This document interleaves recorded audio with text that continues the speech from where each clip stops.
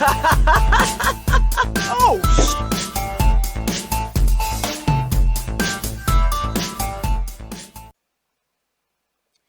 Hey everyone, welcome to this week's episode of Outer Wilds.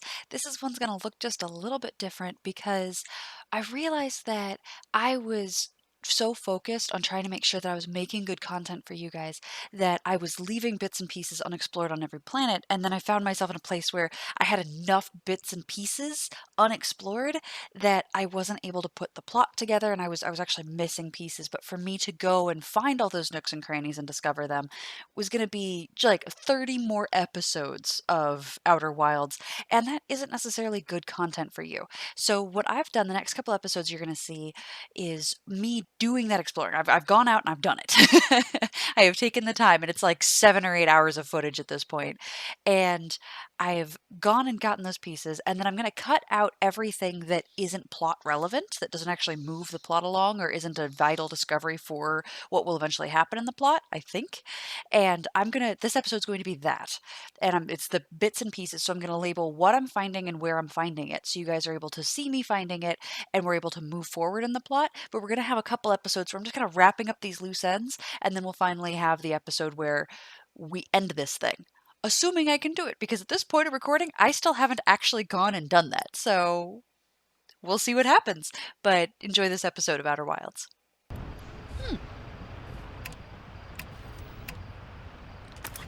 Well, let's check this out.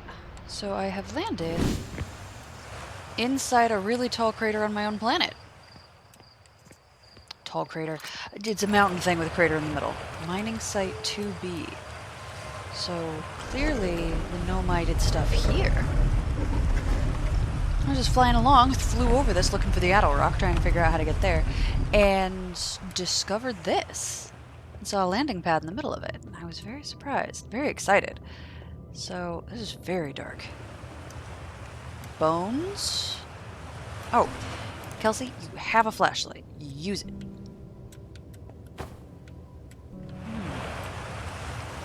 So they were mining something here, but I don't know what.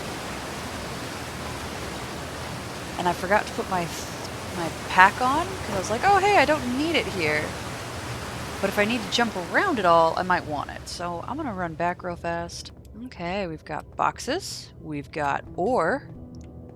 But we don't know what they were using the ore for. We've got bones. Aww, they just put tiny little pieces of ore into boxes. That's adorable. Okay, let's go read this thing and figure out what this says. I'm still amazed by how much ore the Ash Twin project requires. Isn't this the ore for the remaining towers being built on Ash Twin? The completed towers I've seen are quite large. No, the material for those towers is all being taken from Ash Twin. The ore we're mining here will be used to craft an immensely thick protective shell that will physically seal off the chamber inside Ash Twin's core. I'm relieved by our clan's decision to use Timberhearth's ore only for the constructing the shell. If eventually life on this planet were to evolve to the point of advanced metallurgy, I'm confident we won't have destroyed their ability to create. If they're sealing off all entrances, I hope they've planned a core dingly. Oh, good puns. I thought you had forbidden your apprentice from making puns, Coleus. How else would he improve? Cute. Nobody likes puns. When I got married, my husband started making a whole bunch of puns, and I realized as a wife it was my job to laugh at them. So, I have decided puns are funny. Okay, let's go figure out what's over here. Oh, is this where we just came? No, it is not where we just came from. Thank heaven. I hate it when I do that. I really like their table design. It's quite nice. Pick up Ash Twin Projectant Stone. Let's do that. Okay, sure. What can we see inside Ash Twin?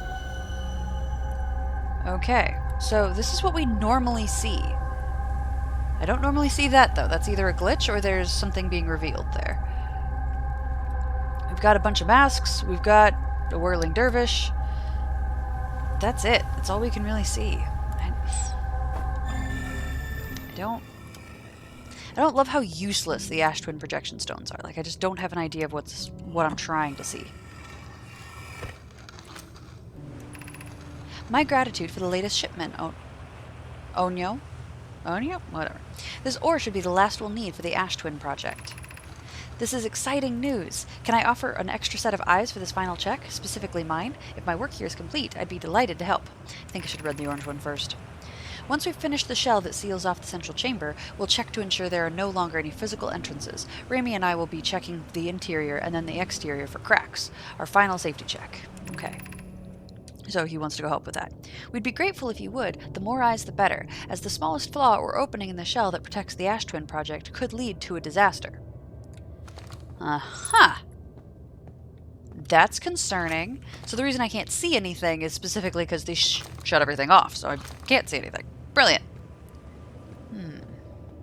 But I did see that one little red line. I wonder if that's them indicating that there is a crack of some kind.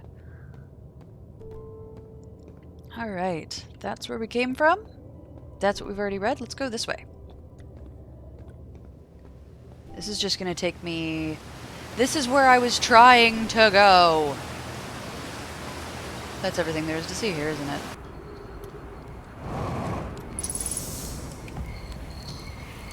Talk to Chert.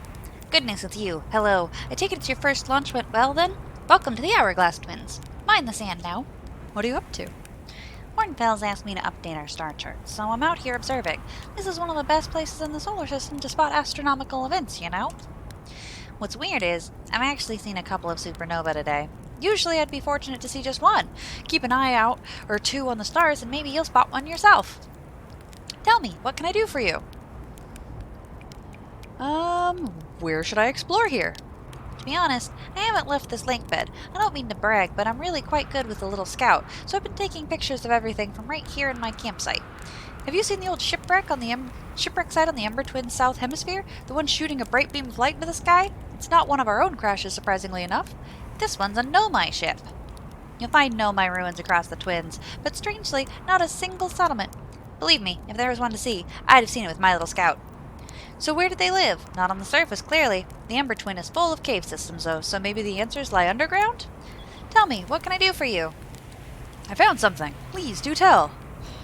I found the Nomai writing about a hidden planet. How fascinating. It might interest you to know the existence of an additional planet is entirely plausible. If you look at the physics of our solar system, it would just have to be incredibly far out there, further than Harthian ships would be able to travel. And honestly, we don't know all that much about what's out there. The farther you go, the less we know. As such, it's well within the realm of possibilities that such a planet exists. I found Nomai writing about the sun station. Is that what's in orbit around the sun, then, do you think? This sun station? Quite clever of the Nomai to devise a way to study the sun up close and personal. It must have been tremendously difficult to construct. And hot inside, I can only imagine. I wonder how they were able to travel back and forth from Sun Station and the Hourglass Twins, when the slightest slip-up would have meant a fiery death. I found Nomai writing about the quantum moon. Oh yes, everyone loves a good mystery, don't they? Who wouldn't wonder about a moon that's sometimes there and sometimes not? I've observed the quantum moon orbiting each of the 5 planets, but sometimes it quite simply disappears from the sky altogether. Maybe there's another place it travels to. Unfortunately, if there is, I've never seen it. Perhaps if I take a closer look at these star charts... Oh, don't do that. You're going to be very upset. You're going to have a very bad day. How do I know if I've spotted a supernova? Supernovae look a lot like an extra bright stars to the naked eye, but if you zoom in with your signal scope, you can tell that they're actually enormous explosions. Massive stars go supernova at the very end of their lifespans, which is why it's so unusual to see 2 in a single day.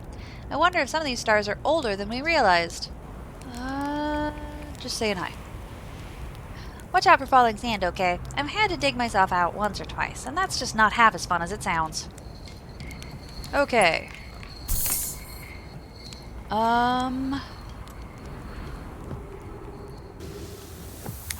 Okay.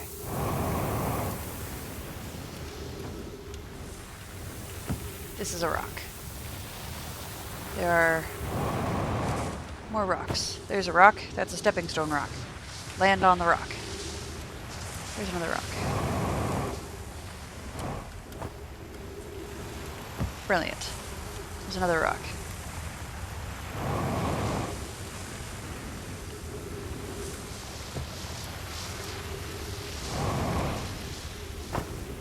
Whew.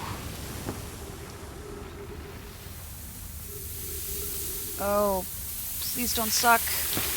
Oh, good. Okay. So if I have to keep this in because I'm actually somewhere, um, um, um, um,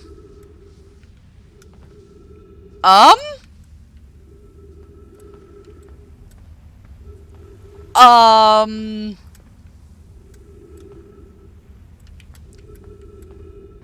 these are behaving quantumly. That's creepy, and I don't like it very much. Is this the way I'm supposed to go? I don't think so.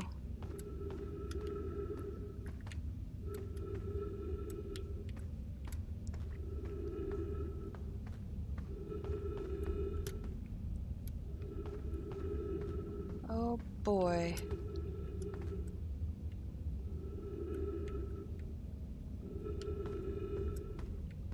This is fun.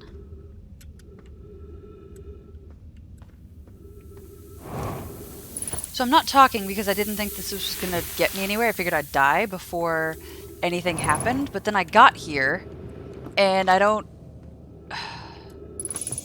Oxygen. And I didn't expect to, is the short story. Like, I didn't think I was gonna make it. If you've come here to look for Coleus, this is where we were when he vanished. He's been missing for 2 days now. Your strange wandering rock friend is here, though Coleus isn't. What happened before Coleus disappeared? We were examining the different rocks. I recall Coleus standing on the largest one, the wandering rock. I was taking notes and then my lantern died. When I lit it again, Coleus and the rock were both gone. Coleus and I discovered this unusual-looking rock shard and several similar rocks in at least 2 other caverns. I'm unsure if this is relevant. Huh. I wonder if he got on the rock and then it sent him... Like, it took it with him when nobody was looking at it. Does this do anything? Oh, that just turns off the lights. Okay. Ooh, and now the rock is gone. Oh, and now the rock's back. I wonder if my scout counts as...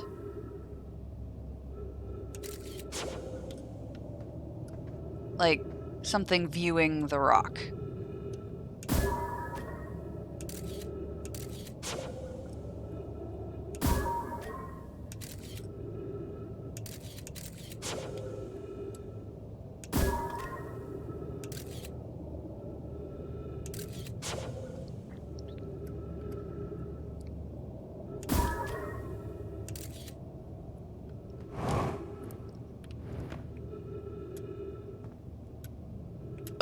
Those bones were not standing previously. I don't like that at all.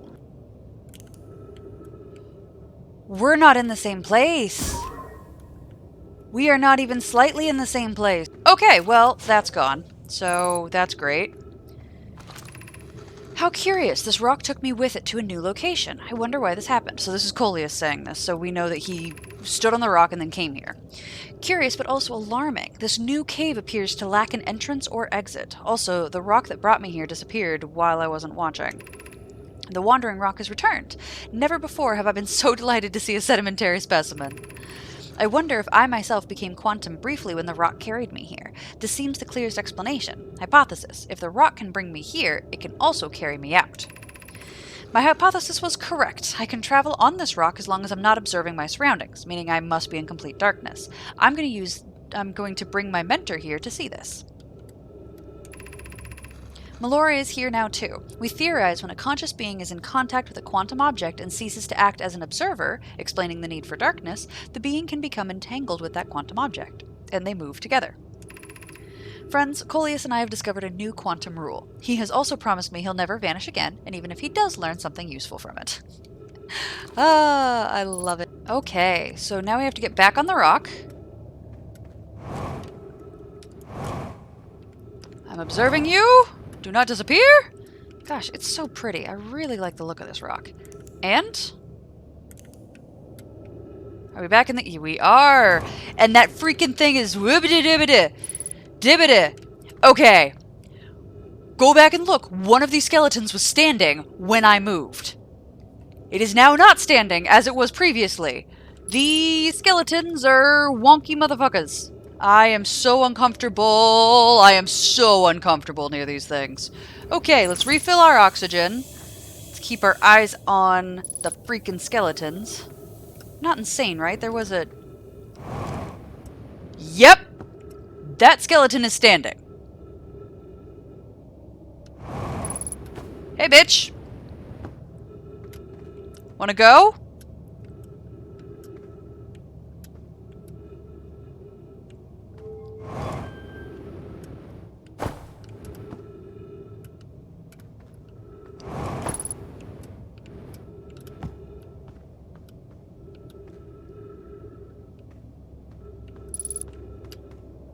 Screw phasmophobia! This is terrifying! I am so out of here! Nope, nope, nope. Nope, let me out, let me out, let me out. Do not leave me in here with them. What I'm doing right now is I'm waiting, and I'm giving it a chance for the sand to cover the cactus, and maybe I'll be able to walk over it. I tried that once already and it didn't work, but clearly jumping isn't working, and I have to get to the high energy lab. That's non-negotiable.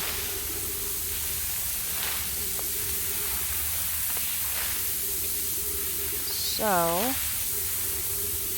going to stand here until the lowest point, which is right here, is covered. And we're going to bolt as fast as we can.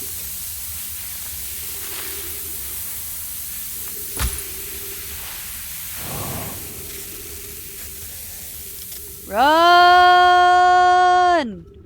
Run, run, run, run, run, run, run. That goes through a wall. I can't get up there. Do I have to go around something? Do I have to go around this? I have to go around this, don't I? I am going... Bitch! Don't make me heal you. We don't have time for your bullshit. Oh, thank God. Oh. Huh! Dear everybody, I made it! This is so much better than the time that I was so unbelievably angry. And we know that some of this... Oh, that's dropping me down. Okay. We know that some of this actually, the high energy lab has access to the surface. So maybe now that I'm here, that's all I had to do is get here before the sand blocked the way. But we're going back down, so who knows what I know. Or who knows what's actually correct. Who knows what I know? I don't even know what I know. Okay, so up we go. We'll just keep kind of hip-hopping until we make it there. Hey, we got oxygen. Do we have anything else? Nope. Thank you for your time. Guys, we made it. I'm so happy. Ah, that looks like ways of getting to different places. This is neat. I'm hearing a big old sand column. Oh, it's passing by the window, not directly over us. Brilliant, I'll take it. Alright.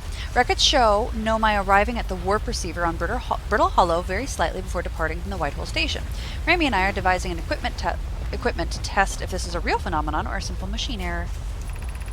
In theory, what we want to try to reproduce is a negative amount of time elapsing between something entering at the black hole and exiting the white hole at its destination. Initial things first. Our experiment setup will first pair a small black hole core with a small white hole core to mimic the setup on White Hollow Station. Hypothesis. It is possible for an object to exit a white hole station before entering the corresponding black hole. Neat. And I can see this, so let's go ahead and remove that scroll. I'm so happy I'm finally here. I got so mad that day when I tried 4 or 5 times and couldn't make it through. I just didn't try the other route because I'm a moron. I'm so mad. An update. Our experiment here reproduced the anomaly in arrival and departure times, but Pi is unconvinced it's more than an equipment error. I hope to strengthen the effect to render it visible to the unaided eye. To that end, we've decided to try adding more energy. I imagine the Sunless City's energy supply should prove sufficient. Of note, Rami, Yara requests that we let him know before we reroute any energy to the equipment. I'd hate to leave him in the dark. All available energy has been rerouted from the city to our experiment. Remy and I are about to run a new test. Hypothesis confirmed! Hypothesis confirmed! I saw it, Pi saw it, hypothesis confirmed! This is beyond extraordinary. This changes everything. What a beautiful day for the intersection of the abstract theory and practical application. Aww, eureka moment. How pleasant. Okay, let's go up here and see what else we can find. The Southern Observatory is asking if creating a 22-minute interval is possible. That is, to have something arrive 22 minutes before it is actually sent through the warp. We've learned the negative interval of time between departure and arrival can be increased by adding more energy to the warp core. Problematically, the energy required to extend the interval increases at an exponential rate. Hypothesis: creating a 22-minute long interval is possible, but we are currently unable to generate the necessary energy. Ramy and I believe it would be necessary to invent a new method of producing energy, a thrilling but enormous undertaking. We would also require advanced warp technology able to handle such energy. We would also likely need an enormous space to fit these proposed new energy and warp technologies together, if the only location large enough would be Ash Twin. The energy is currently unavailable, you say. You hear a gasp, Pi? My pun was intended, Ramy. I also believe it's you who's aeriform. Oh, great. I feel like that joke kind of went over my head. Sorry, everybody. So, I'm not sure if you guys have noticed, but the cycle that we're in, where after a little while the sun disappears, or the sun goes supernova, that's 22 minutes long. So what happened there? The Ash Twin project will be one of our biggest undertakings, metaphorically and physically. To build it, we will need a way to travel quickly between Ash Twin and each location that holds crucial project materials. What if we used warp towers, like the one we have on Whitehole Station, to connect the Ash Twin directly to each critical location? Of note, each tower on Ash Twin will warp to a different planet. My gratitude to those who noted my imprecise language. Yes, the sun is not a planet. I believe this has been sufficiently clarified. Kindly stop reminding me. We can design each tower to visually reflect its warp destination. The giant steep tower, for instance, could resemble a cyclone, and we could model the Timber Hearth Tower after a geyser mountain. Poke, Root, and I can begin work on this immediately in the Black Hole Forge. This will keep us busy. So Ash Twin has... each tower on Ash Twin corresponds to a specific planet, and you can tell which one's which by looking at it. Problem is they're in ruins. So it's not super obvious to us non-nomai that are standing here today. And now we have the door open! Because love is an open door, bitches. What I think I'm going to do is I think I'm going to head over to Ash Twin. Just because while as much as I want to go and find